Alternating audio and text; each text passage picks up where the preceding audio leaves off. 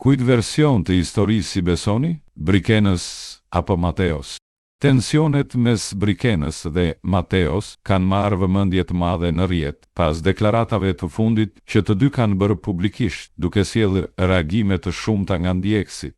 Brikena ka qenë e prerë në qëndrimin e saj, duke theksuar se mes saj dhe Mateos nuk ka pasur asgjë më shumë se sa një takim, të cilin ajo pretendon se po përdoret për lojë. Ajo shpreh se familja e saj nuk duhet të përfshihet në këtë histori, dhe unë me Mateon jo që s'kam gjë, por s'do kemi gjë. Ai s'ka të drejtë ta përmend familjen time. Ai po shfrytëzon këtë takim në lojë. Puthje s'ka pasur, por ai e përdor. Familjen time nuk e prek askush, ka deklaruar Brikena.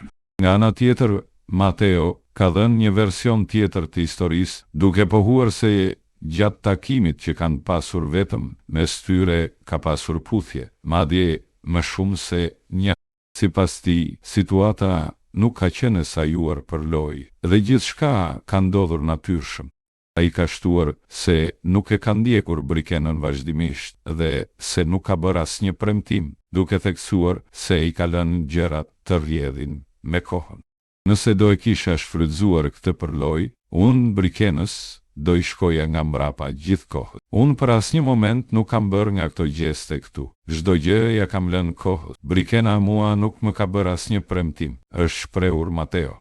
Deklaratat e kundërta kanë ndarë publikun në dy kampe, duke nxitur debat të fortë në rrjetet sociale mbi atë se cili version qëndron më pranë së vërtetës. Kujt version të historisë si besoni? Brikenës apo Mateos?